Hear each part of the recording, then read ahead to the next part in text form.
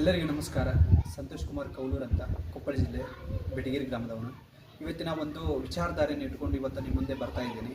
ಯಾವ ವಿಚಾರಧಾರೆ ಅಂದರೆ, ಇವತ್ತಿನ ಬರುವಂಥ ಗಣೇಶ ಚತುರ್ಥಿಯ ಒಂದು ವಿಚಾರಧಾರೆಯನ್ನು ಇಟ್ಕೊಂಡು ಸ್ವಲ್ಪ ವಿಷಯಗಳನ್ನು ಹೇಳುವ ಮುಖಾಂತರ ಈ ಗಣೇಶ ಚತುರ್ಥಿ ಸಾರ್ವಜನಿಕವಾಗಿ ಆಚರಣೆ ಯಾವ ಥರ ಆಯಿತು ಅನ್ನುವಂಥ ಉದ್ದೇಶವನ್ನು ಇಟ್ಕೊಂಡು ಇವತ್ತು ಈ ವಿಡಿಯೋನ ಮಾಡ್ತಾ ಇದ್ದೇವೆ.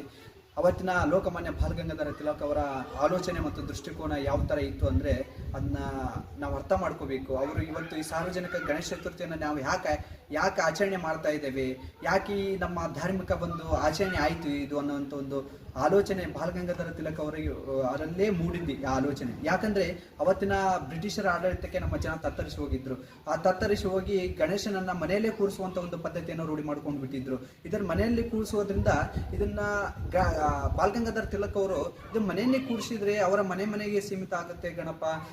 ಇದೇ ಗಣೇಶ ಚತುರ್ಥಿಯ ಮೂಲಕ ನಮ್ಮ ಜನರನ್ನು ಒಗ್ಗೂಡಿಸಬೇಕು, ನಮ್ಮ ಜನರನ್ನು ಭಾವೈಕ್ಯತೆಯಿಂದ ನಮ್ಮ ಜನರನ್ನು ಬೆಳೆಸಬೇಕು, ನಮ್ಮ ಜನರನ್ನು ಒಂದಾಗಿ ಮಾಡಬೇಕು, ಒಗ್ಗಟ್ಟಿನಿಂದ ಜಾತಿ ಮತ ಪಂಗಡಗಳನ್ನು ಎಲ್ಲವನ್ನು ಒಗ್ಗೂಡಿಸುವಂಥ ಕೆಲಸ ಈ ಆಚರಣೆ ಮೂಲಕ ಆಗಬೇಕು ಅನ್ನುವಂಥ ವಿಚಾರಧಾರಣೆ ಇಟ್ಟುಕೊಂಡು ಬಾಲಗಂಗಾಧರ ತಿಲಕ್ ಅವರು ಈ ಪದ್ಧತಿಯಿಂದನೇ ಈ ಧಾರ್ಮಿಕ ಆಚರಣೆಯಿಂದನೇ ಈ ಸ್ವಾತಂತ್ರ್ಯಕ್ಕೆ ಒಂದು ಅಡಿಪಾಯವನ್ನು ಹಾಕಬೇಕು.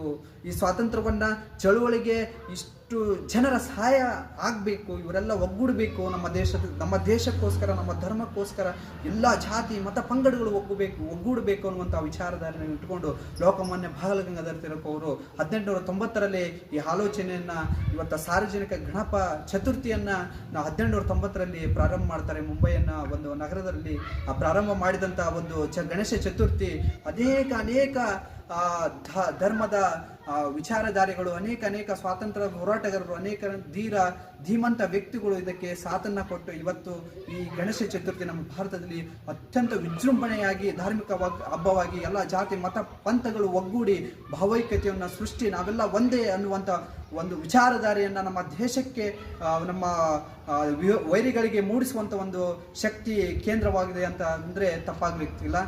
ಅದೇ ರೀತಿ ಈ ಚಾನಲ್ನ ಸಬ್ಸ್ಕ್ರೈಬ್ ಮಾಡಿ, ಹಾಗೆ ಲೈಕ್ ಮಾಡಿ. ತುಂಬ ಧನ್ಯವಾದಗಳು.